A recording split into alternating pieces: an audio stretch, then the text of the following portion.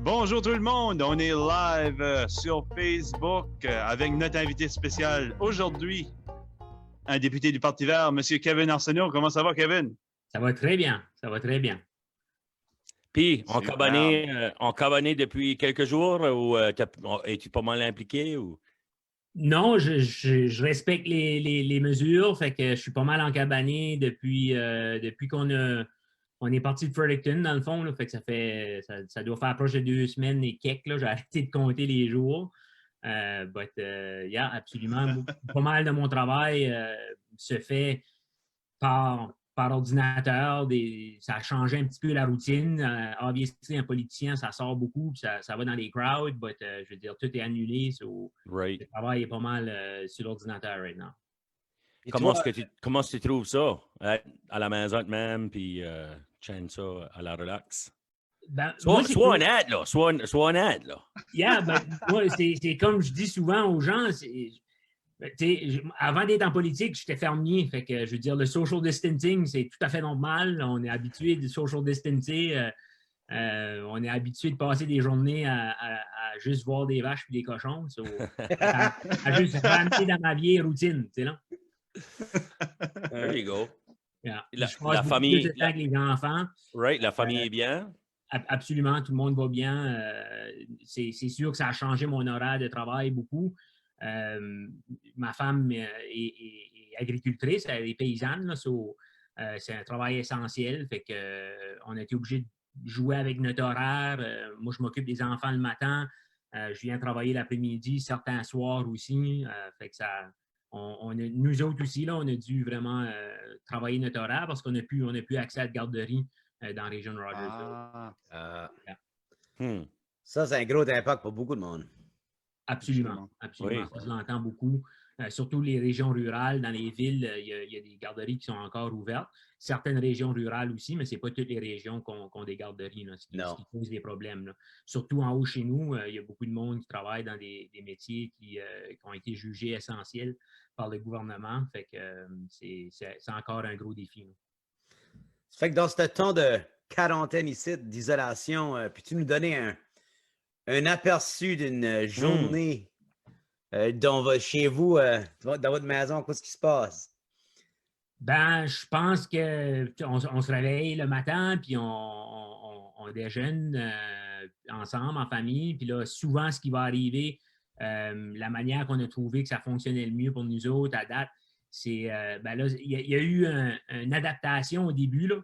Je disais, en jokant un petit peu, je disais qu'il fallait que je flatten ma curve de travail aussi, là. Ouais. Il y a eu beaucoup de changements, puis il y a eu beaucoup de changements dans la vie de beaucoup de gens. Fait que vous pouvez probablement imaginer que le nombre d'appels que je recevais était assez élevé. Puis beaucoup de gens qui sont anxieux, puis ça se comprend dans les situations qu'on est dedans right now. Fait que moi, je prenais beaucoup de cette anxiété-là sur moi. Fait que les premières semaines ont été difficiles. Je vais straight out l'admettre. Ça a été vraiment difficile, mais là, à un moment donné, j'arrivais à la maison et j'ai dit à Ray, you know what, on va être obligé de... Moi, je ne pourrais pas continuer comme ceci pendant 4, 5, 6, 7 semaines parce que le rythme de travail était trop intense.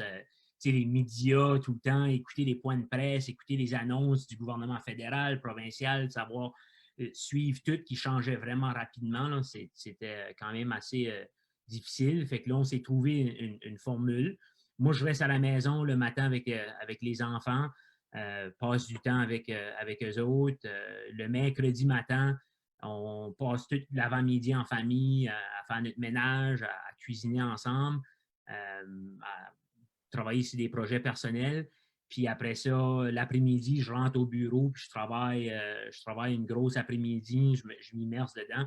Je trouve ça plus facile de dire you know what, je vais travailler un petit peu moins d'heures, mais quand je travaille, je suis efficace. Parce que de l'élonger, puis comme je vous le dis, là, de tout le temps avoir cette information-là, puis de dealer avec beaucoup de défis, ça devient extrêmement difficile. Fait que, puis là, la week-end, ben, c'est sorti dehors, puis profiter. Je veux dire, nous autres, on vit sur une ferme, on a de la forêt.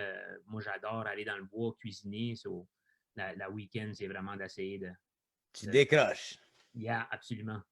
C'est sûr que c'est sûr que c'est une expérience particulière en tant que, brand new politicien aussi, comme c'est brand new pour toi.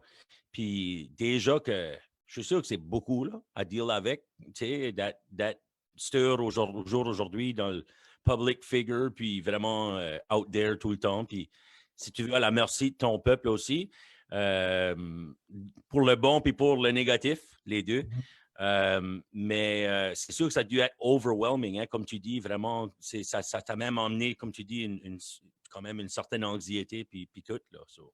Ah, absolument. Puis, je veux dire, on ne se le cachera pas. Moi, je suis... I don't play by the rules en général, fait que je le ferai pas à soi non plus. Être politicien, c'est une de ces genres de jobs-là que tu peux pas admettre tes faiblesses, tu sais, là.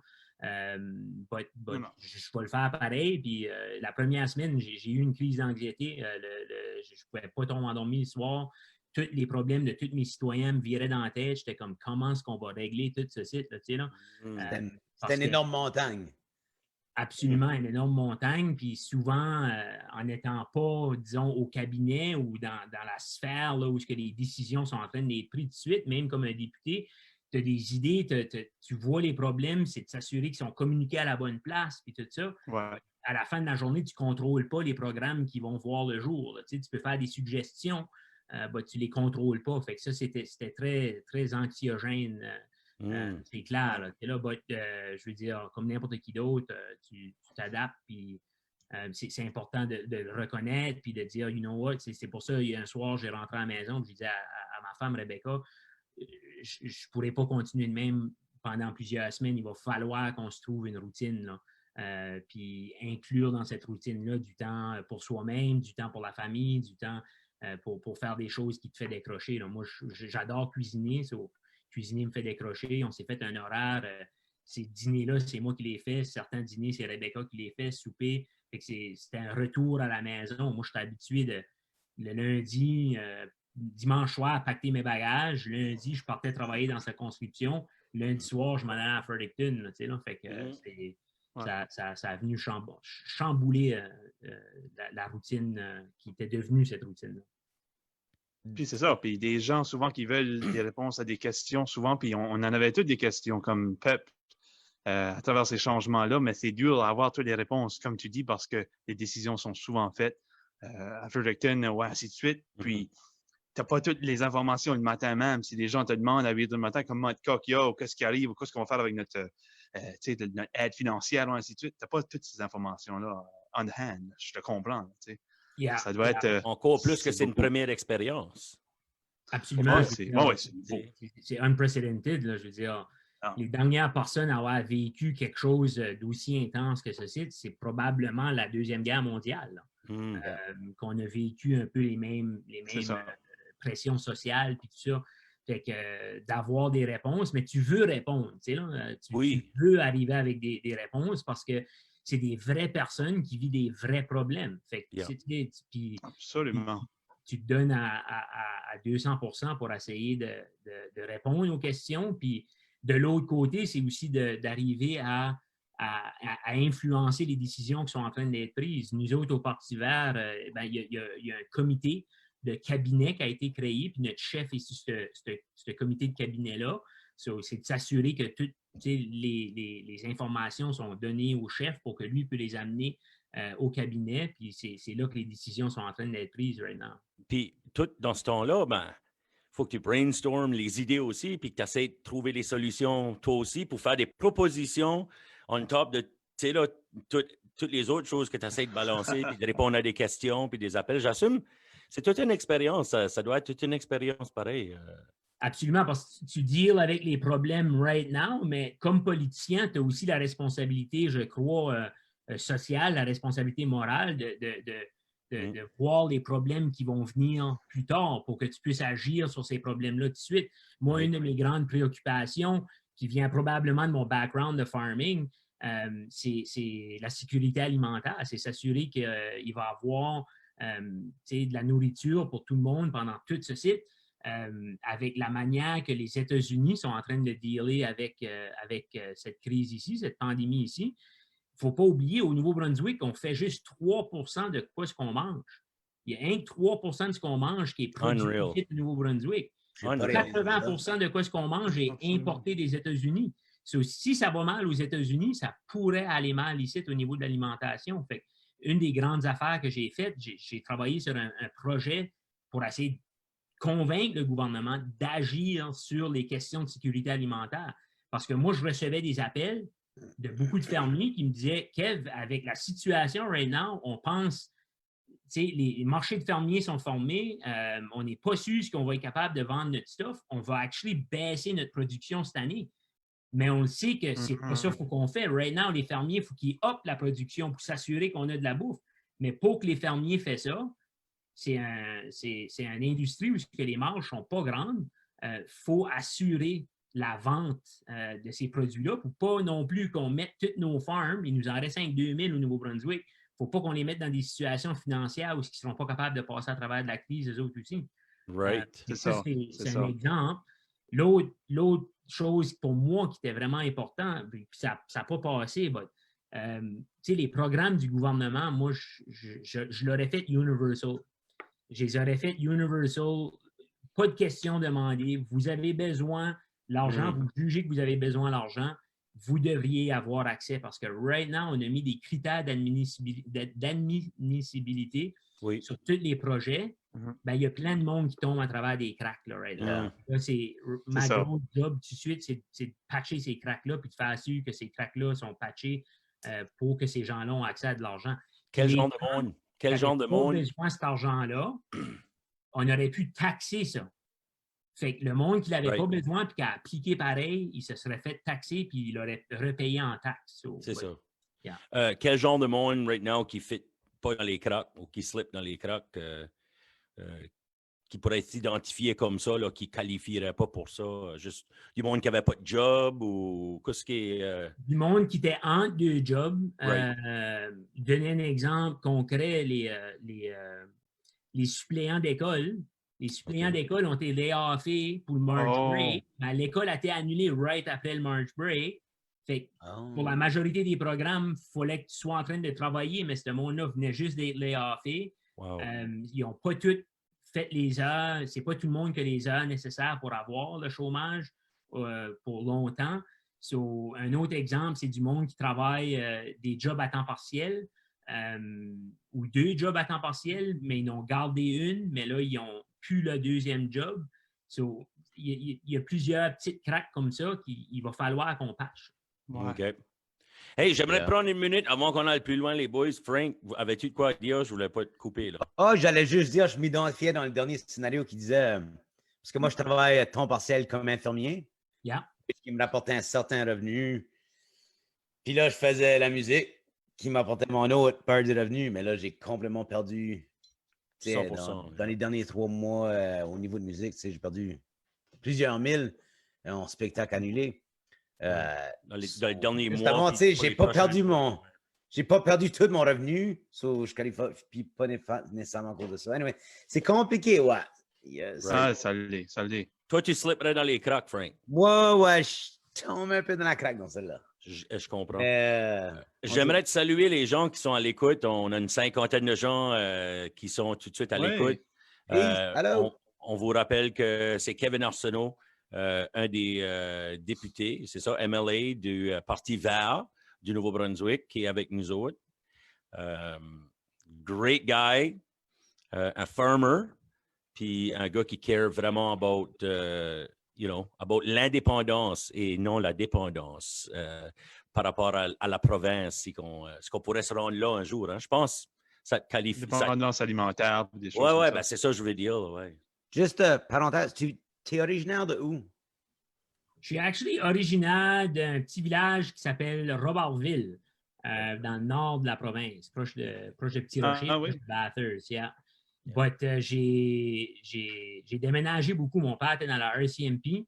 Fait que je suis né à Robertville, mais là, après ça, on a déménagé à Campbellton. Après ça, on a déménagé dans l'ouest, à Revelstoke.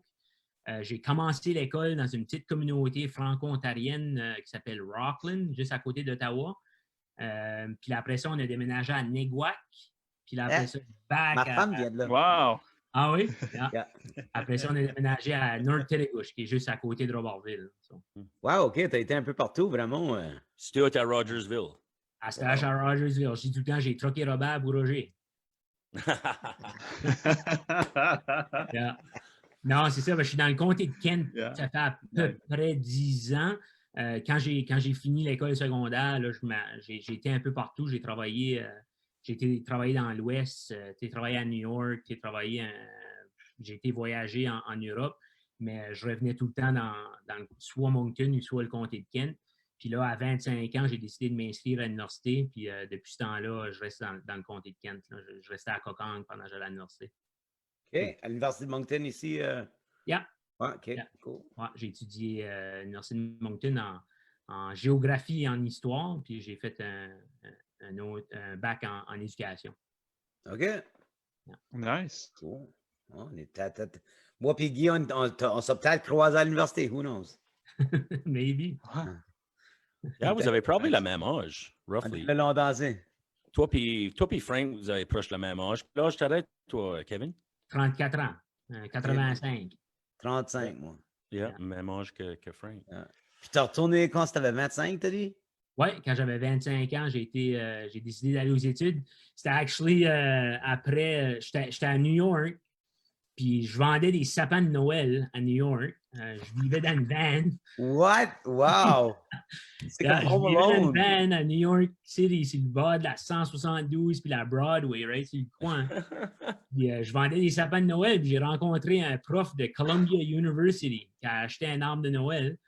Puis il m'avait donné un livre de Paulo Freire, qui est un pédagogue, philosophe brésilien, qui s'appelait La pédagogie des opprimés. Puis moi, j'avais pas aimé l'école. Quand j'avais fini en 12e, là, j'avais hâte de décoller de là. Puis j'ai quasiment lâché l'école une couple de fois. Puis anyway, j'avais jamais pensé à retourner aux études. Puis c'est ça, finalement, j'ai lu ce livre-là, puis ça m'a vraiment allumé. Puis, you know what, j'ai arrivé en janvier back chez nous, puis j'ai appliqué pour l'université. Wow! Yeah.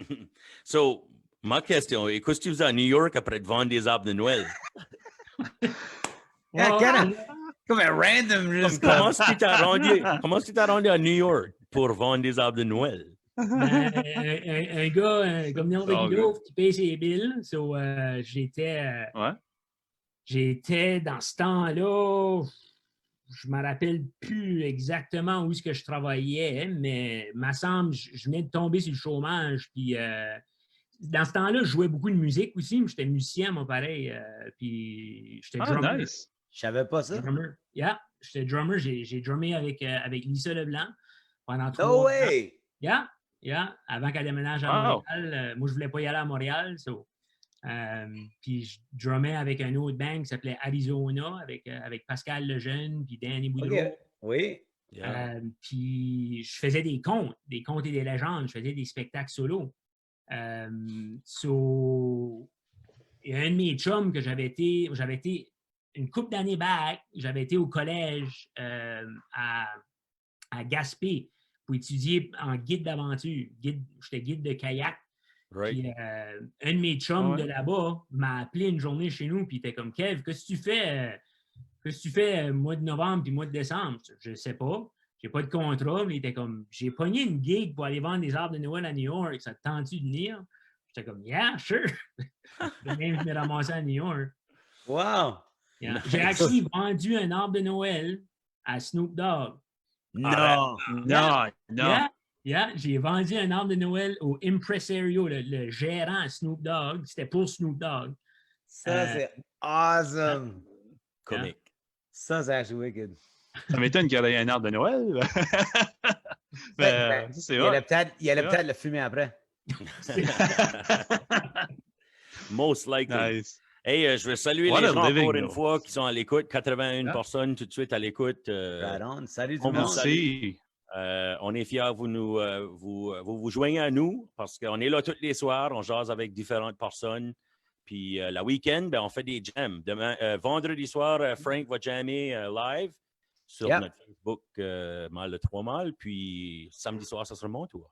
Youhou! À la place de watcher du hockey, je vais jammer. Which game? Ah, ben, je savais pas. Quand on a décidé les jours, tu aurais dû me dire qu'il y avait du hockey samedi que tu voulais watcher. Non, il n'y a pas de hockey. Hockey est fini. Ah, Capote. Il y en a pas, il y en a pas. c'est vrai, on a parlé à Phil hier, tabarnouche. Ouais, ouais. La seule bonne chose about le plus de hockey, c'est que c'est pas rien que les Canadiens qui n'ont pas fait les séries. Exactement. I take it que tu es un fan des Canadiens. Oh yes. Yeah. Ah, tu t'accorderas bien avec Marty. Ah. Guy, lui, il porte tout le temps son sign de Go Habs Go, mais c'est un fan des Bruins. Yeah, go Habs, go, tout le temps. Je sais pas pourquoi. Ben, c'est la seule affaire que j'ai des Habs, vois-tu, puis j'essaie de supporter moralement Marty dans ces temps difficiles. Dans ces temps difficiles. Dans ces temps difficiles. Ouais, ben c'est pas facile, pas de NHL. Moi puis mon garçon, on parlait juste, Jacob, on en parlait aujourd'hui, on était comme, wow, comment weird que c'est, parce que lui, sa saison est finie, ça a tout mis fin à la saison de hockey des jeunes. Moi, j'étais coach, on était totally impliqués, tu sais ce que je veux dire. Puis là, on top de ça, ben, la NHL, ils jouent plus de matchs. On peut pas aller voir les Wildcats. Puis nous autres, je veux dire, veux pas, c'est une grande partie de notre vie, à moi et Jacob, ici. On est du monde des gars de hockey. Mm-hmm. On aime beaucoup le hockey. Ça fait weird.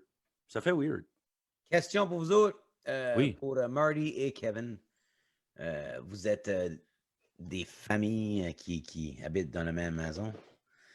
Ce temps d'isolation ici, ça vous a-tu rapproché comme famille ou là, êtes-vous plus toutes comme sur les nerfs un à l'autre? Moi, j'ai trouvé que c'était rapprocheur au bout de so far. Ouais. Yeah, vraiment. C'est ça, je m'imagine, moi. Ouais. Faudrait demander à ma femme.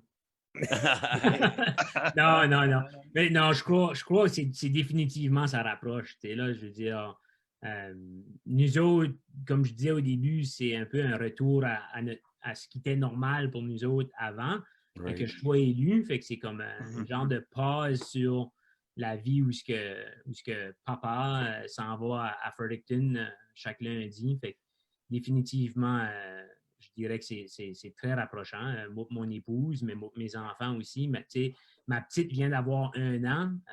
Elle est née le 25 mars l'année passée. La journée, elle est née le lundi, puis le mardi, il fallait que je sois à Fredericton pour le débat sur le budget. Sur le mardi, j'avais réussi à rester chez nous, mais le mercredi, j'étais back à Fredericton. Fait que ma petite fille, je l'ai moins vue dans la dernière année. Là, fait que c'est catching up on a lot of lost time. For sure. Je n'avais pas réalisé que tu avais un nouveau bébé. Oui, moi, j'ai un garçon Hugo de 4 ans et une petite fille Aube de 1 an. Ah. Wow. Ça fait que ça m'apporte à ma prochaine question. Fait que là, toi, en étant dans ce rôle-là maintenant, c'est ça, du lundi au vendredi, tu habites à Fredericton? Ou... D'habitude, ça dépend des semaines. Nous autres, c'est sûr, à cause qu'on est 3, on est un caucus de 3 élus verts. Puis les verts, on a un statut de parti officiel, qui veut dire qu'on est sur chaque comité. Okay. Des comités permanents à Fredericton, il y en a 9, je crois. 10 à cette heure avec le nouveau. Actually, non, parce qu'on a enlevé un, fait qu'il y en a encore 9. 9, ouais. Mais ça veut dire, un caucus, comme un exemple, les libéraux qui sont 20, ben, c'est pas tout le monde qui est sur un comité. Right. But nous autres, on est juste 3. Ça veut dire qu'on a 3 comités chaque. Ça veut dire... Vous partagez toutes les responsabilités. Yeah, so basically, je dirais que mon horaire normal est au moins 3 semaines par mois minimum. Je suis à Fredericton. Wow, OK. So ça peut être comparable à un musicien qui a une tour tout le temps. Comment est-ce que tout le temps. Ça peut être un ajustement pour toi? Justement, tu disais que tu es un farmer, un gars à la maison plutôt dans ces choses. Ça a-tu été un gros ajustement pour toi? Oui. De la maison, ouais. Yeah, non, définitivement un ajustement. Encore là, c'est d'essayer de trouver l'équilibre. C'est dur de trouver un équilibre quand c'est la politique, ça va vite, ça avance vite. Quand on est juste 3, ben, c'est comme je dis, il y a beaucoup de travail. Je pense que les Verts, ce qu'on a, on a une grande... Je pense qu'on a une grande éthique de travail. Mes 2 collègues, David, notre chef, puis Megan Mittin, la représentante de Memram Cook Tentramar, là, on est 3 personnes qui travaillent extrêmement dur. On se pousse positivement un à l'autre pour faire du bon travail de qualité. Ça veut dire qu'on met beaucoup d'heures. Mais c'est clair que quand tu passes de fermier qui est habitué de te réveiller le matin, d'être déjà au bureau, de travailler toute la journée, puis aussi de gérer ton propre horaire. Comme fermier, moi, je pouvais faire du travail administratif sur l'ordinateur, puis quand je n'avais assez, whatever, je sortais dehors, puis j'allais faire du travail manuel, travailler avec mes mains. Là. En politique, il n'y a pas de travail de main, c'est tout du travail intellectuel. Yep. Non, voilà, c'est comme tu dis, c'est une bonne équipe avec toi, du bon monde qui te supporte. C'est un peu comme la vie, c'est un bon soutien autour de toi, ben tout ça fait un petit peu plus facile. Ça. Absolument. Puis quand je m'ai présenté, c'est une des raisons, une de mes scènes, les gens l'ont peut-être vu, une de mes scènes que j'avais utilisée, c'était une photo de famille sur ma scène.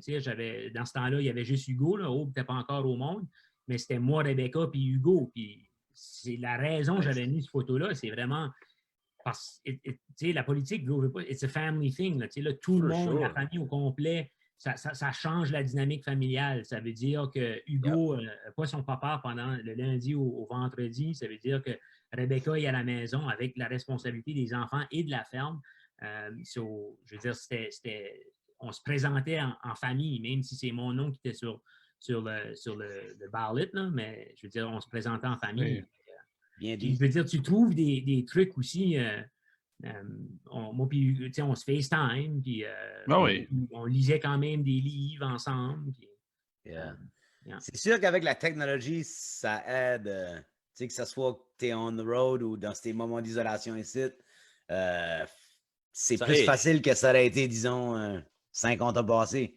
On peut encore se voir les belles faces, puis se parler, puis... Ça aide aussi avec l'échange d'informations, tant que c'est la vraie information. Là, on sait qu'il y a beaucoup de fake news out there, c'est une big thing ces jours ici, à savoir ce qui est vrai, ce qui n'est pas. Mais comme pour la province qui fait ses points de presse à chaque jour. 2h30, ouais. Je les garde tout le temps. Là. By the way, là, je suis là-dessus. Moi, je suis pas mal solide là-dessus. J'aime ça de savoir toutes ces affaires-là, puis Radio-Canada, 3 heures ensuite, puis là, 6 heures. Puis, mais il faut dire que tu disais, tu sais, quand il y a beaucoup de choses que tu changes pour être politicien, mais aussi ton travail, c'est un travail qui est valorisant, mais c'est un travail qui a de l'impact.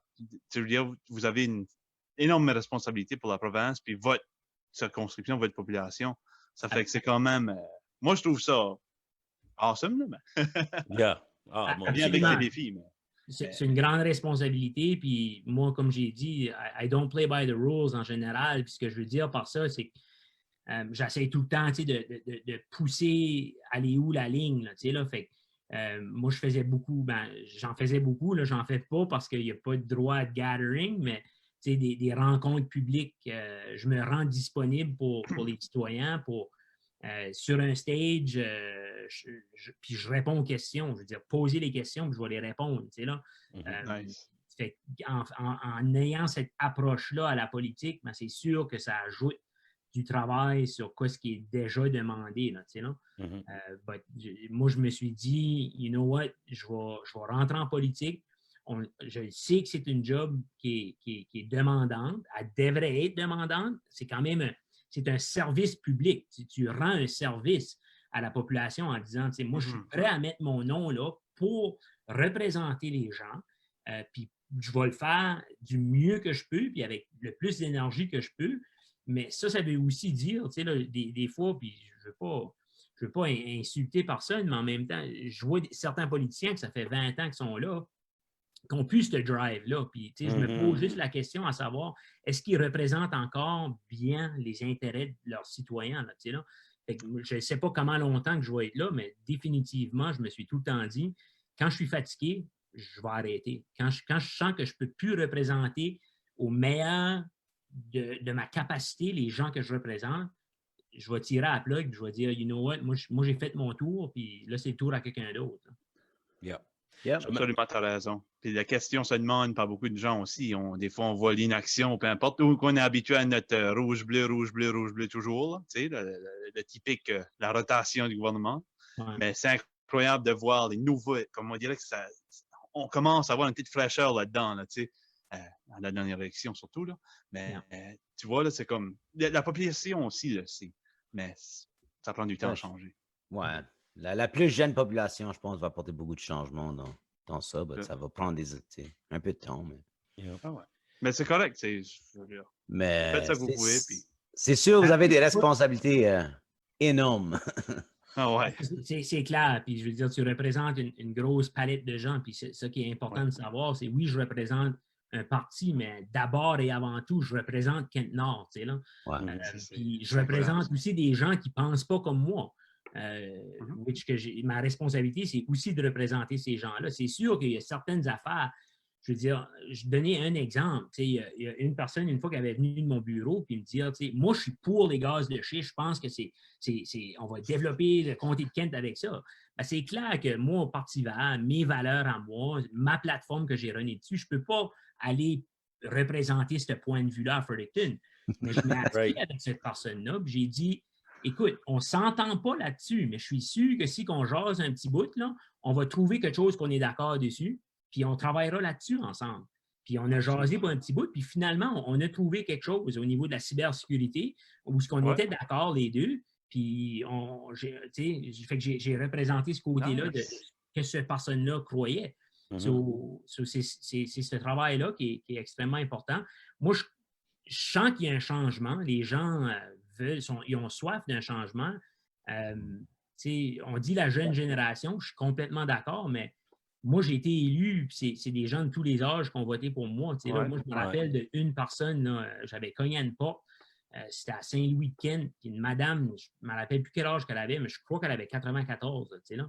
Puis elle m'avait dit, j'ai voté rouge toute ma vie, puis c'est fini, là, je vote pour toi. Là. Je te donne mon vote parce que je veux que ça change. Là. Elle a dû tonton à CJSE. Mais c'est quoi? J'entends de plus en plus ces commentaires-là du monde qui ont toujours voté bleu, rouge, puis qui disent, you know what, screw it, ça marche pas, ça n'a jamais marché, ça fait forever, so je m'assieds avec quelque chose d'autre. C'est comme tu dis, c'est pas juste les jeunes, aussi il y a du monde qui sont juste fatigués de l'autre partie. D'avoir toutes ces promesses-là qui n'arrivent à rien ou qui sont coupées direct après. Puis votre plateforme est forte aussi. C'est pas juste à dire, on va pas voter pour rouge ou bleu, on va y aller pour les verts. C'est pas ça, mais de dire que la plateforme est verte est actually intéressant. C'est une plateforme qui est remplie de belles valeurs. Oui. Absolument. C'est un world view, right? C'est aussi une façon de voir le monde. Moi, je crois énormément au niveau économique, au niveau environnemental, au niveau social. On dit souvent le Nouveau-Brunswick, c'est une have-not province, c'est une province pauvre, mais c'est pas vrai. Là, on a beaucoup de ressources, on a beaucoup de bonnes choses. C'est juste que la façon qu'on a laissé notre économie se développer, puis qu'on a laissé, avec notre réglementation, on a laissé des entreprises prendre over nos ressources naturelles. On a mis une certaine partie de notre richesse dans les mains de quelques-uns. Les choses peuvent être faites différemment. Puis le message vert, c'est d'essayer d'aller à la route de nos communautés puis d'amener ça à Fredericton. Au lieu de dire, on va prendre une décision à Fredericton, puis là, après ça, tout le monde va aller défendre ça dans leur riding. Là. Puis, mais moi, je le vois dans ma circonscription. Bass River ne se développera pas de la même façon que Pointe-Sapin. Pointe-Sapin ne se développera pas de la même façon que Rogersville. Il faut prendre les communautés là où ils sont, puis là où ils veulent aller. Crois-tu dans le DSL de Rogersville, toi? Moi, je suis un grand croyant dans la pleine municipalisation. C'est clair, moi, je crois qu'on devrait avoir des gouvernements locaux qui sont forts. Je pense que la force d'agir du peuple se trouve au niveau le plus proche possible de la population. Right. Oui, j'étais en accord avec la grande communauté de Rogersville. Je le suis encore. Les gens ont décidé de ne pas y aller de l'avant. Puis je respecte cette décision-là, mais je continue de croire qu'éventuellement, il va falloir que nos DSL s'organisent. Parce que présentement, le maire des DSL, c'est un ministre de la région de Fredericton qui ne connaît pas du tout notre réalité. Fait que les décisions pour nos DSL sont prises par du monde qui ne connaît pas. Moi, le ministre, je peux vous le garantir, il n'a jamais venu sur la Pleasant Ridge. Là. Il n'a jamais été à Collettville, il n'a jamais été à Colette. Il ne sait pas. Right. Fait, moi, je crois qu'il faut rapprocher les décisions des gens. Écoute, ça se fera à un moment donné. Yeah. Si le C'est monde... ça. C'est jamais une bonne chose quand les décisions sont faites pour des gens, par des personnes qui sont pas ces personnes-là. Absolument. C'est Tout dur le à temps bon à représenter la voir. réalité. Le plus proche tu peux être du monde, le mieux que C'est pour ça que je suis comme d'accord avec toi, Kevin, sur le point de municipalité, parce que le municipal, on ne réalise pas des fois, mais il y a une certaine force, puis il y a des pressions qu'il peut mettre au gouvernement provincial que le plus fort que tu es, ben, le plus de power que tu emmènes derrière toi là, quand tu fais des demandes ou que tu tournes vers le provincial là, pour de l'aide. Absolument. Puis c'est comme le saying says it, là, si tu ne t'organises pas, ben, les gens vont t'organiser. Ben, ouais. C'est un peu ça, là, dans le fond, la base du pouvoir citoyen et au niveau municipal. Là. Ça peut prendre plusieurs formes. Ce n'est pas obligé d'être des municipalités comme qu'on les connaît. Ça, c'est une autre chose que j'essaie d'amener en politique, c'est qu'on est habitué de tout le temps avoir l'option A ou l'option B.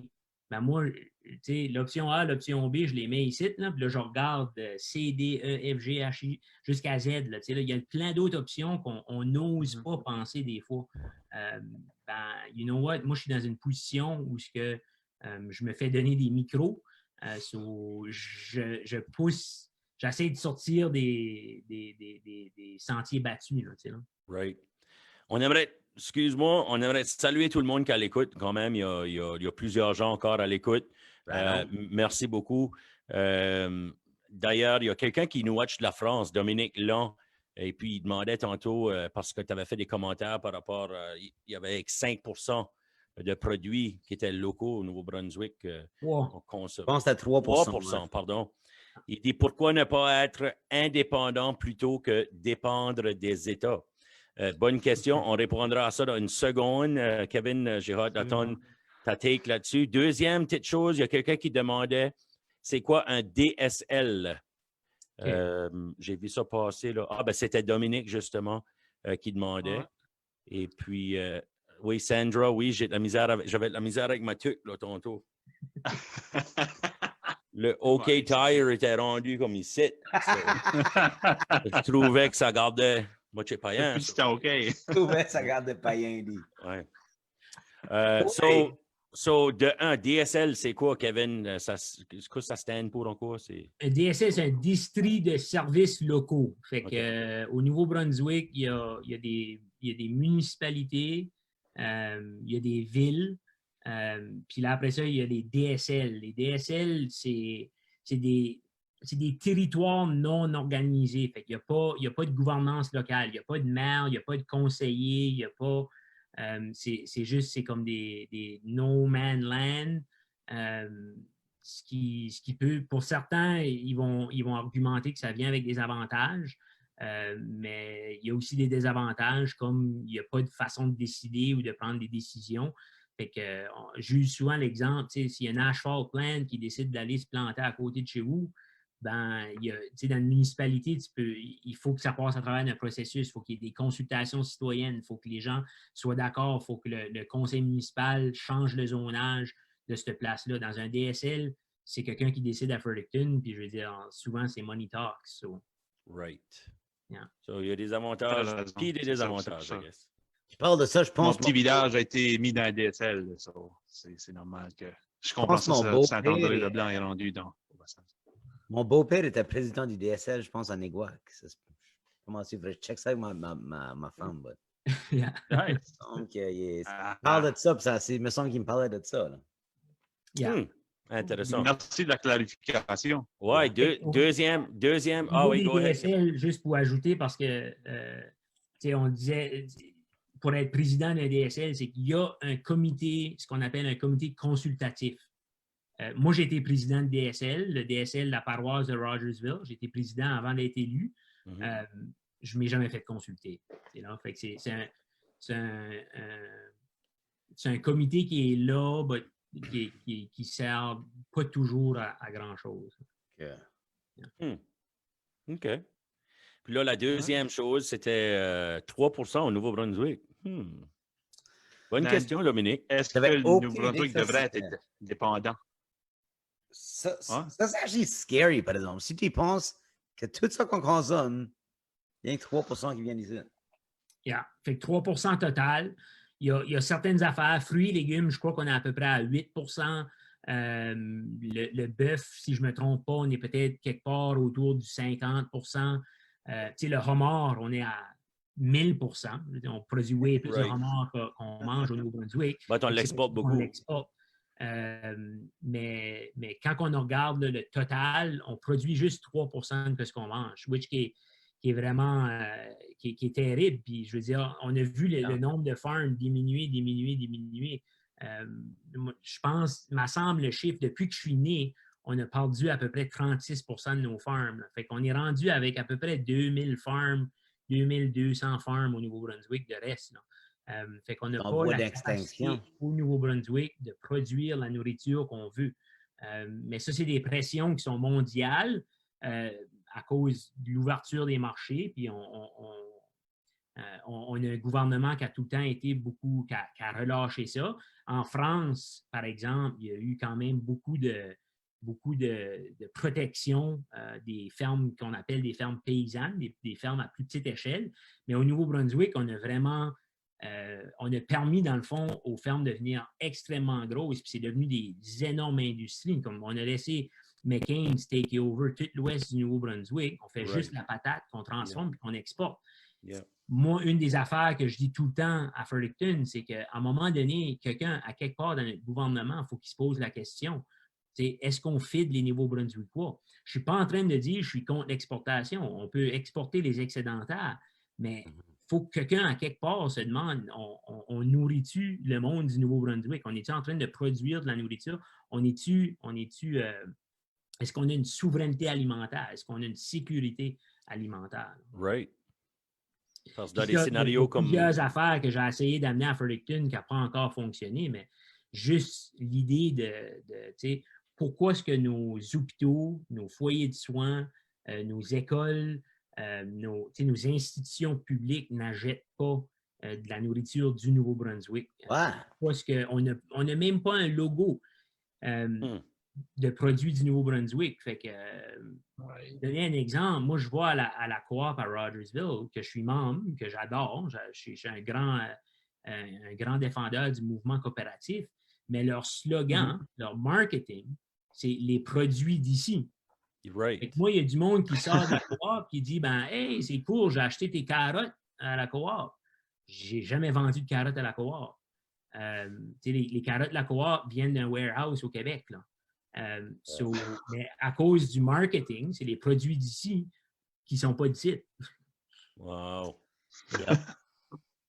Comment est-ce qu'on règle ça? Oh là, on pourrait faire une émission de 2 heures. Mais c'est vrai qu'on devrait essentiellement être self-sufficient avant d'exporter. Comme on devrait utiliser nos ressources. But anyways, moi, je n'ai pas fait d'économie. Je ne suis pas spécialiste dans ça en tout. Je ne pourrais pas argumenter sur grands avantages d'exportation-importation, mais ça ferait du sens que... Qu'on produit. Yeah. In a nutshell, je pense que certaines affaires, il faut qu'on garde, définitivement qu'on regarde à aider la relève agricole. L'âge moyen des agriculteurs au Nouveau-Brunswick est proche de 56 ans, je crois. Fait qu'on a besoin des nouveaux agriculteurs. Mais ça vient avec l'attitude qu'on a. Moi, je me rappelle quand j'étais à l'université. Moi, j'étais à l'université pas parce que je voulais nécessairement faire quelque chose avec mon bac après. Moi, j'étais à l'université parce que je voulais passer à travers du processus universitaire, de penser, faire des projets. Puis, Ben là, t'as partié et tout, là, je suis sûr, là. j'ai partié aussi. OK. Ah, OK. Bien sûr que La t'étais pensée normal. critique. Moi puis Guy, on a assez aimé ça, on a resté là 10 ans de temps. En 10 ans, puis party une fois, je crois. Ouais, je me rappelle, à l'université, je disais, parce que ma majeure est en géographie. Puis en géographie, je me spécialisais en développement des régions rurales avec un prof qui s'appelle Major Simon, que j'adore, qui était très difficile, qui avait beaucoup de... il était très demandant, mais j'aimais le challenge, j'aimais la façon qu'il me challengeait de penser, tu sais, là. Puis en travaillant sur le développement des régions rurales, ben, ça m'a amené à travailler sur le développement de l'agriculture. Fait que là, il y a un été, je me suis dit, ben, si je suis pour étudier le développement de l'agriculture dans nos communautés, je devrais probablement aller travailler dans une farm. Fait que j'ai été travailler sur une farm un été. Puis là, c'est là que j'ai dit, wow, farming, moi, je veux devenir un fermier. Fait que je retournais à l'université cette année-là. Wow. Je disais aux gens à l'université que je voulais devenir un fermier. Puis je me rappelle d'une personne dans une réunion, parce que j'étais président de la FECUM, right? So, je me rappelle dans une réunion avec des profs qui m'a dit, ou c'était peut-être un administrateur de l'université, il me dit, pourquoi si tu veux devenir fermier? Il dit, tu sais, nous autres, notre génération, on s'est battu pour que votre génération, vous n'aviez pas besoin de faire des jobs de même. Vous pourriez faire des meilleurs jobs. Right. Ben, en ayant cette attitude-là, là, moi, ma première réponse, c'était comme, ben, manges-tu 3 fois par jour, toi? Oui, vraiment. Posé. Je pense qu'on a aussi on a peut-être délaissé ou on a dévalorisé le métier d'agriculteur au Nouveau-Brunswick, comme d'autres métiers traditionnels, des métiers plus manuels aussi, on les a dévalorisés, qui est une grande pente à remonter. Fait tout ça pour dire qu'il faut soutenir nos jeunes agriculteurs, d'une part. Je pense qu'après ça, il faut aussi qu'on ait un logo produit du Nouveau-Brunswick, certifié. Il faut que nos institutions publiques achètent des produits du Nouveau-Brunswick. Il faut aussi qu'on ait accès à de l'infrastructure. Des abattoirs au Nouveau-Brunswick, on n'a pas beaucoup. Il y a beaucoup de réglementations qui sont faites pour des grosses industries. Comme McCain, comme Nadeau dans le Nord-Ouest. Fait que quand on arrive à vouloir faire l'abattage, ben on traite une petite abattoir, pareil comme qu'on traite la méga abattoir. Ben la majorité des maladies qui sortent des gros abattoirs. Pourquoi? Parce qu'il y a des poules qui viennent de partout dans la province qui se ramassent à une place. Mais les petites abattoirs, eux autres, c'est souvent... même un abattoir à la ferme, ça serait juste les poules d'une ferme. Fait qu'il y a beaucoup moins de transmission de maladies puis ça. Mais on traite les deux de la même façon. Fait que ça devient impossible pour les petits de limiter les réglementations. Fait que, des idées là-dessus, moi j'en ai. Je vous le dis, on pourrait faire une émission de 2 heures. Non, mais c'est intéressant pareil. Puis c'est fun de voir qu'il y a des jeunes qui veulent pousser pour l'agriculture, pour la ferme, pour le produit de chez nous, puis peut-être bien en faire même une nouvelle, renouveler ce métier-là. C'est le fun de voir parce que tu n'es pas le seul qui fait de la ferme au jour d'aujourd'hui. Il y en a plusieurs, des jeunes aussi qui s'impliquent là-dedans. Puis ça commence avec des mini-jardins, puis des choses comme ça, des poules chez vous. Mais ça devient pour les aussi, œufs, c'est ça, puis ça devient une passion. Puis comme que tu as dit, tu as travaillé dans une ferme, tu as dit, wow, le farming, tu sais, comme, parce que tu développes cette passion-là pour ça. Puis c'était même pas pour tout le monde non plus, mais ceux-là qui le filent puis qui vont le découvrir, ben, il y a de l'opportunité, puis il y a du développement à faire là. Absolument. Un des livres qui m'avait marqué beaucoup dans ma vie, c'est un livre... Matthew B. Goodman, je crois qu'il s'appelle. Je ne suis pas 100% sûr du nom, mais le livre s'appelait L'éloge du carburateur. Puis, Matthew B. Crawford. Lui, c'était un gars, je pense que c'était un économiste. Il travaillait au Pentagone aux États-Unis. Il faisait dans les 6 digits salaire. Puis il a tout lâché ça pour commencer sa propre business où il réparait des motos, des bicycles à gaz des années 70, des vintage. Ben, puis il a écrit un livre qui s'appelle L'éloge du carburateur qui parle about l'importance puis la valorisation du travail manuel. Puis je pense que nos sociétés modernes ont beaucoup laissé de côté ce travail manuel-là où l'on descendu, tu sais, là, puis dire, ben, l'objectif, c'est d'arriver à travailler dans un bureau à quelque part, tu sais, là, il y a tout le travail manuel qui est extrêmement important, puis juste ce rapport-là. Puis moi, c'est ça que j'aime encore beaucoup de l'agriculture, c'est l'équilibre. Tu es capable de travailler avec ta tête, tu es capable de travailler avec tes mains. Quand tu es fatigué de travailler avec un, tu travailles avec l'autre, puis vice-versa. Puis il y a tout le temps un défi à relever. Il y a tout le temps, tu sais, à chaque jour, tu as des petites victoires, tu as des petites défaites. C'est une job qui est équilibrée. C'est comme une ongoing challenge, là, tout le temps. Oui. Tienne le ballon de tout ça, là. Puis c'est un ongoing aussi découverte, puis ongoing victoire. Oui. On a, premièrement, ça fait probably la 5e fois, je l'ai dit. Cinquièmement, on aimerait remercier les gens qui nous écoutent. C'est la quarantaine avec les 3 mâles. Frank Williams, Guy Godin, puis moi-même, Marty B. On a Kevin Arsenault du Parti vert avec nous, Parti vert du Nouveau-Brunswick. Et puis, on a eu une couple de commentaires, questions /ish. So, j'ai aussi bien de me rendre là. Puis, Joey Haché qui nous a envoyé un commentaire qui dit « J'ai vu la façon... » Puis, je suis d'accord avec lui, by the way. « J'ai vu la façon d'emporter les arguments à Kevin en chambre et je suis vraiment impressionné qu'un député est capable de dire ses arguments et de se tenir debout, surtout pour les produits fondamentaux comme la pêche et l'agriculture qui sont souvent oubliés, mais on voit comment importants durant cette pandémie. Malheureusement, j'habite à Shippagan et je suis paramédic. Faut faire avec ce que l'on a, je crois. Je suis Kevin depuis ma visite à Fredericton. Continuez vos bonnes discussions, les boys. Merci beaucoup, Joey Haché. Merci pour ton travail aussi comme paramédic. On a besoin de vous autres. Big shout-out à tout le monde qui travaille sur les front lines tout de suite, by the way. Shout-out! Shout-out! Ça, c'est le shout-out du podcast Qu'est-ce que t'en penses? Il y en a avec nous autres demain soir. Lee Cormier, puis Frank Leblanc, puis c'est comme leur tagline, ça, là. Shout-out! So, yeah. Pretty awesome podcast. Merci, Joey. Oui, merci beaucoup. Puis Dominique, là, encore, elle m'a demandé une bonne question, puis j'avais quand même la même question dans la tête. Puis je ne sais pas ce qu'est ma réponse à te dire, Dominique, mais je vais te la demander à toi, Kevin. Pourquoi les gens du Nouveau-Brunswick n'ont pas de potager chez eux? Comme des jardins, je sais. Ouais.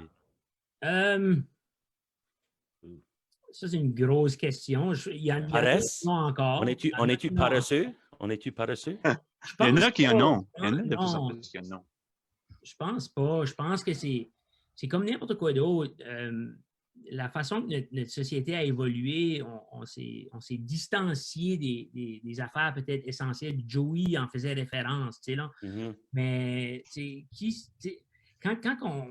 est-ce qui sait comment faire ses propres saucisses? Qui est-ce qui sait comment faire son propre fromage? Qui est-ce qui sait comment faire? On est venu tellement habitué de juste tout pouvoir acheter déjà fait qu'il y a beaucoup de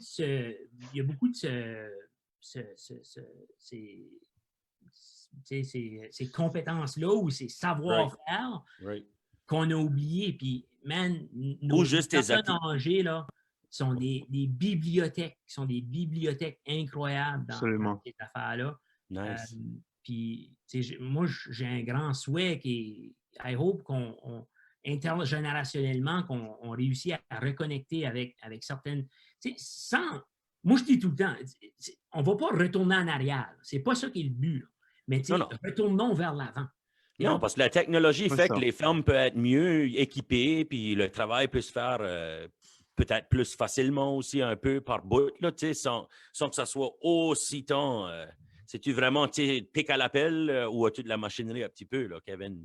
Ah non, on a des tracteurs, là. On a des tracteurs. Oh, ouais, On travaille plus manuel que d'autres fermes, je pense. Of course. On fait quand même du travail manuel à cause de notre modèle, mais je veux dire, on a des tracteurs ici de la ferme, puis mais pourquoi si les gens n'ont pas de potager à la maison? Je pense que c'est juste, peut-être on a oublié, ou la société aussi a fait que, man, tout va tellement vite, puis il y a tellement d'affaires qui se passent, puis il y a tellement de choses qu'il faut faire que je pense s'il y a une bonne chose qui va sortir de ce site, c'est peut-être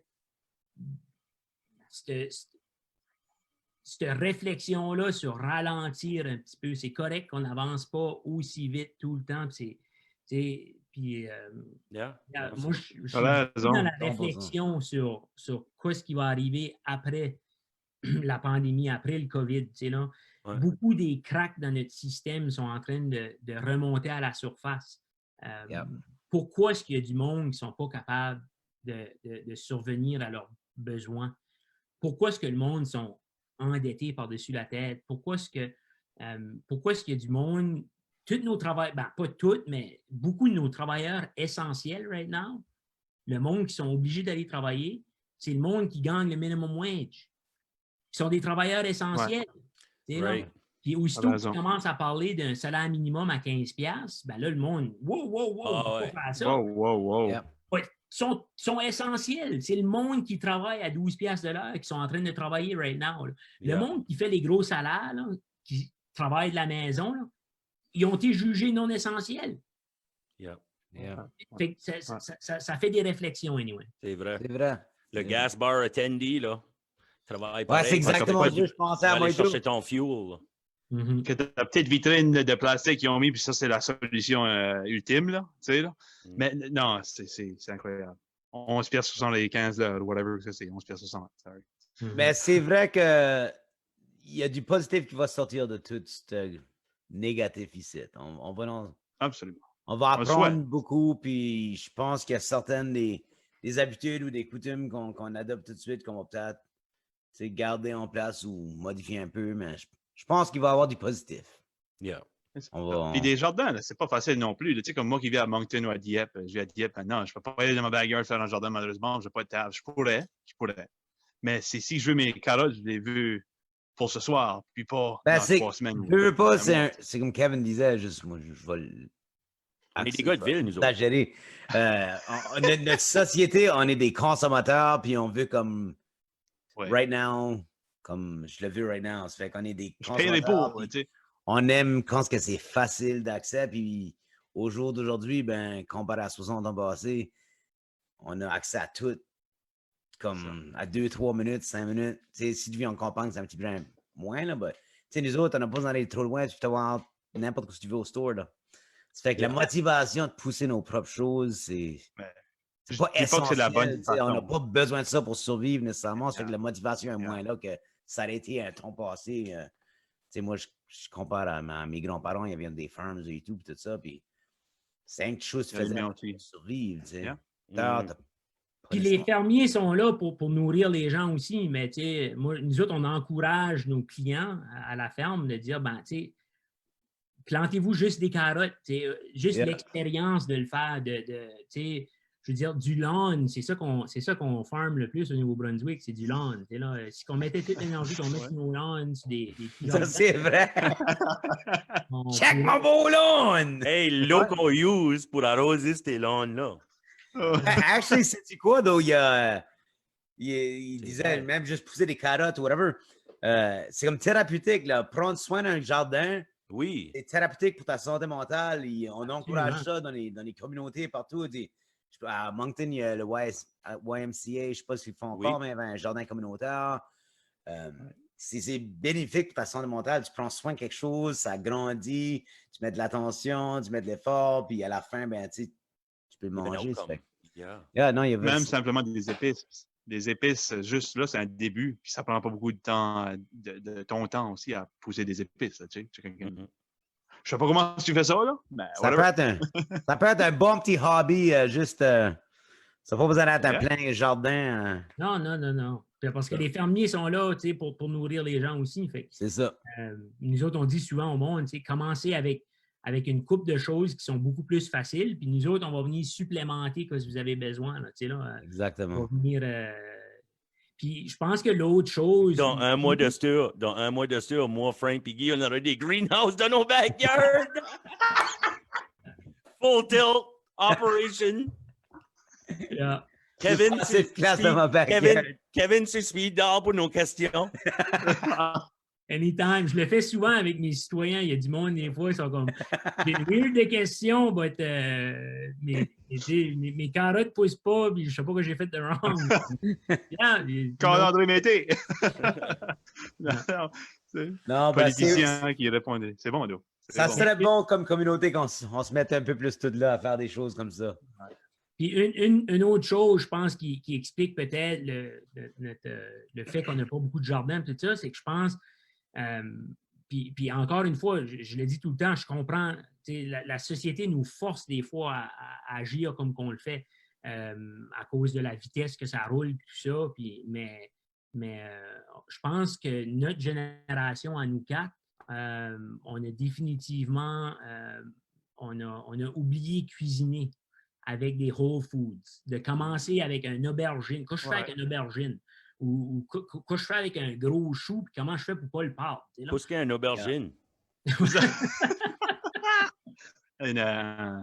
En anglais, là. Eggplant. Right, eggplant. Yeah. But c'est ça, avec c'est des vrai. pétines de souris, puis Et- tu te fais un stew. Ben, c'est aussi pire qu'aller au Sobeys puis d'acheter des oignons déjà coupés parce que c'est plus facile. Ça te sauve 30 minutes. Tu sais. Ça donne un indice à notre psychologie de société des fois. Parlant de ça, la santé mentale au Nouveau-Brunswick, Kevin, tu penses quoi? C'est une grosse question. Ouais, c'est comme Hey, une Segway, question, On ça. te bourre des questions, les autres. Segway de deux tomates, une carotte à santé mentale. Yeah, ça, c'était juste comme Santé wow. mentale, boom. Ben, Puis encore large, là. Ben, il parle de son jardin, ça fait une demi-heure. Je veux savoir ce qu'il pense de la santé mentale au Nouveau-Brunswick. Ouais. Non, ben, en général, comme la situation, tu la connais. Ouais. Il y a du travail à faire là-dessus.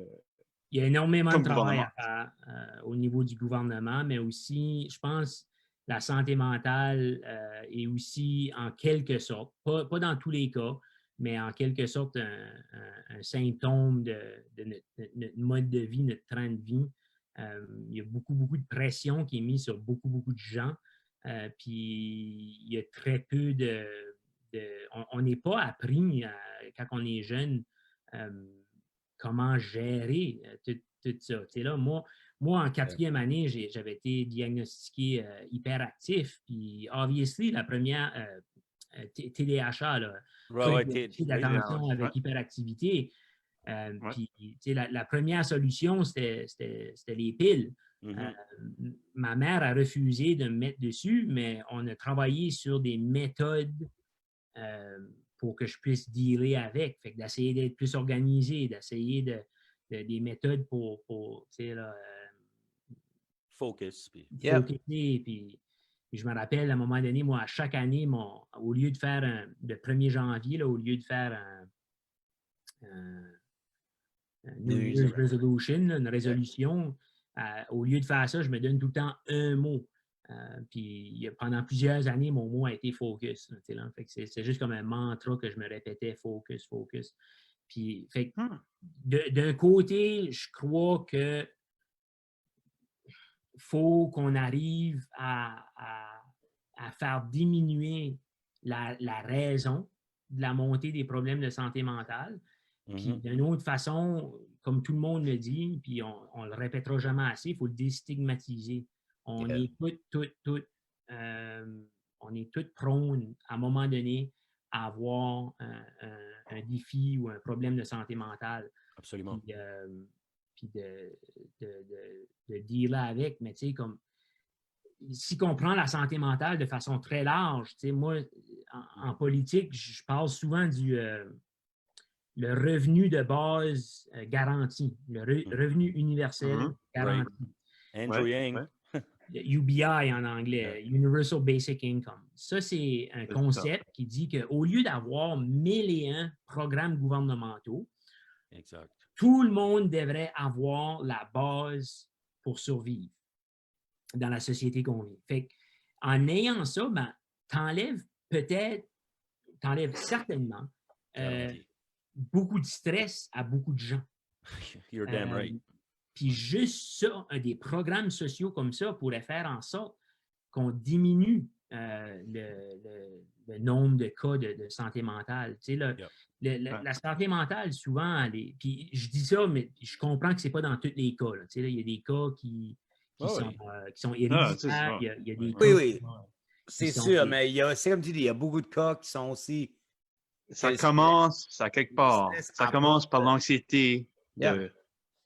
Oui, c'est sûr, c'est pas la somme de toutes les maladies mentales, mais ça peut être déclencheur pour certains. Non, puis moi, j'ai pas peur de dire.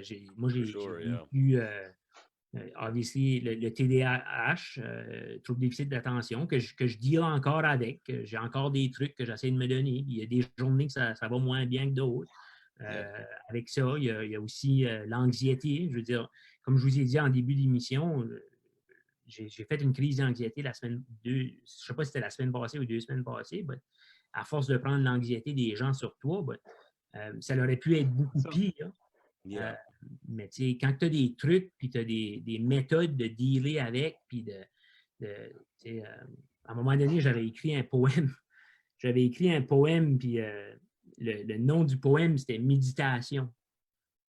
Puis le poème, c'était juste 2 phrases.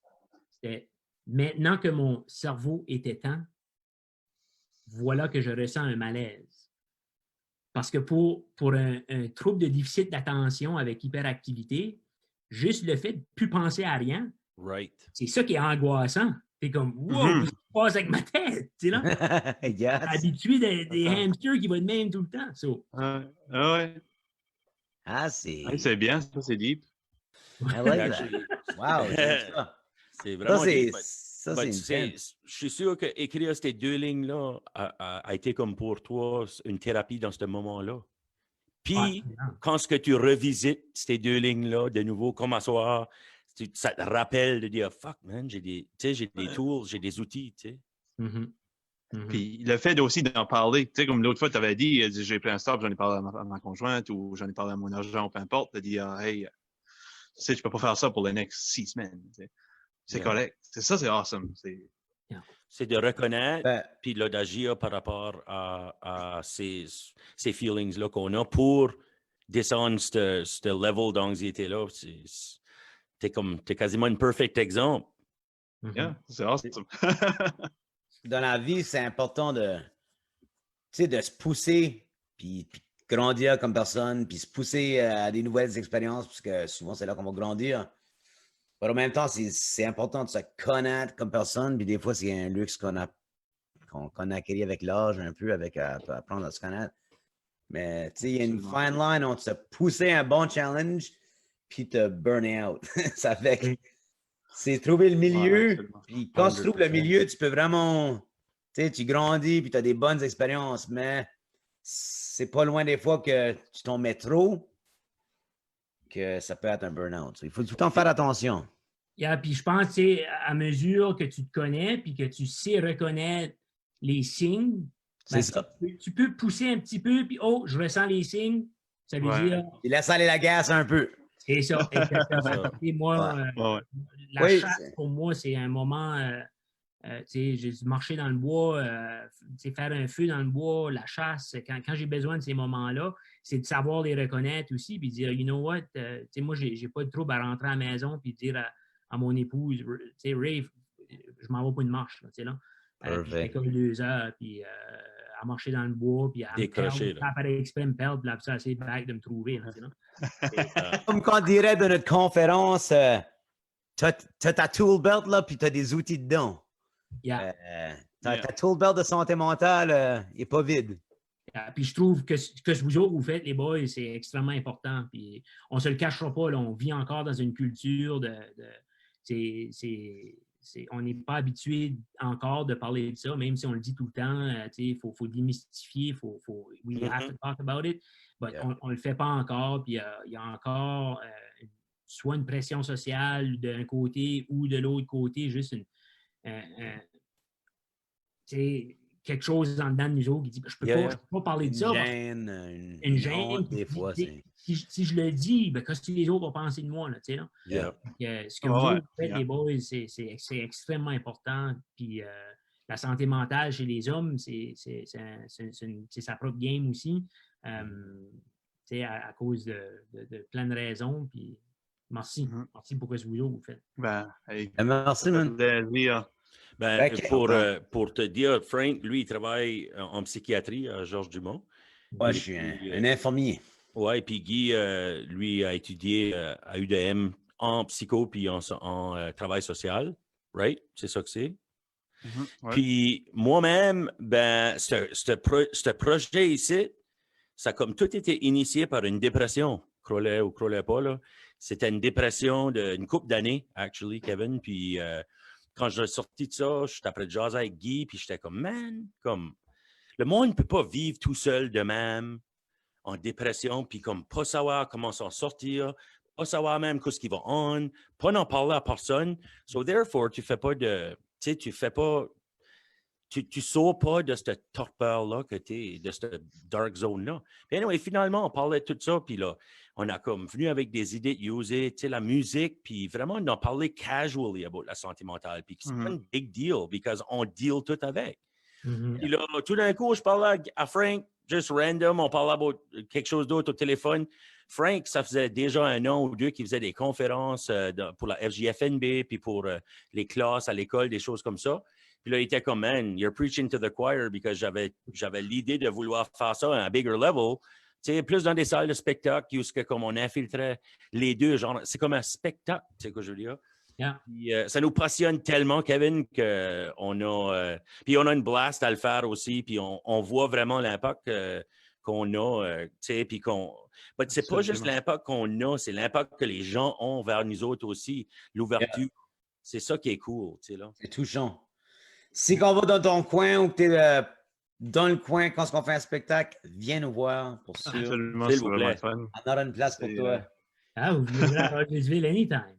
C'est great. On ne peut pas y aller right now. Non, Tout est annulé. Nous autres, on a perdu une dizaine de choses jusqu'à ce jour pour le spectacle le 3 mal. But hey, you know, c'est pour le bien. C'est pour le bien tout le monde. Au jour le jour, on essaie de voir le bon côté de la médaille. Je ne sais pas si tu as noté de soir, mais j'avais mis mes couleurs vertes pour toi en arrière de moi. Puis le moment. J'avais mis ma cravate qui est censée être verte. Là, en tout cas, on dira ça demain. Je suis colorblind.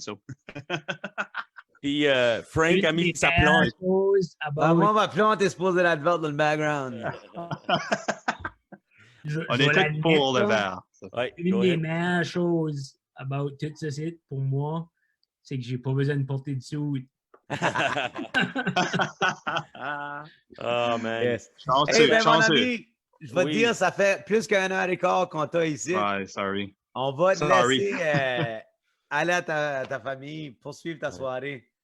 À moins que Marty ou Guy avait quelque chose d'autre. Mais... Non, je voulais juste ajouter, tu sais, comme pour les gens qui watch right now, qu'il y en a encore une bonne 70aine, Kevin, c'est un politicien hors pair, c'est quelqu'un qui n'a pas peur de parler pour sa communauté. Puis ça, c'est un exemple de politicien qu'on devrait avoir plus au Nouveau-Brunswick. Puis il n'y a rien de wrong à aller voir la plateforme du Parti vert. So, vous pouvez aller le checker. Ce n'est pas une religion, là. C'est juste un autre parti politique, comme les rouges, comme les bleus. Allez checker leur plateforme, parce que je vais vous dire, ça fait quoi, une couple d'années sur 2-3 ans qu'on se connaît, Kevin. Puis à chaque fois qu'on a jasé, moi et toi, tu viens me chercher à chaque fois. So, obviously, il y a de quoi là. Puis là, à regarder tes collègues dans le parti qui représentent tellement bien leur région. C'est vraiment plaisant de vous voir y aller. Puis moi, je vous souhaite toute la chance au monde, tout le succès au monde aussi. Puis who knows ce que le futur va emmener. Merci beaucoup. Merci pour ton temps, Kevin. Anytime. Yeah, merci beaucoup. Hein? J'ai adoré ça. Je disais au début, avant qu'on était en air, que j'étais un petit peu stressé parce que c'était mon premier podcast. Puis, you know what? J'ai même pas réalisé, ça fait 1 an et quart qu'on parle. Je pense que j'ai même pas réalisé qu'il y a du monde qui nous watch. So, merci beaucoup, les C'est boys. awesome. Puis ça fait du bien à la santé mentale dans jaser. Absolument. Oh, ouais. Merci de Bonne nous soirée, voir. tout le Bonne monde. soirée à tout le Bonne monde. soirée à tout le monde, ouais. Subscribez sur notre YouTube. Puis aussi, tu peux aller liker notre page Facebook, puis notre page Instagram, Le Mal de Trois Mâles. Merci beaucoup.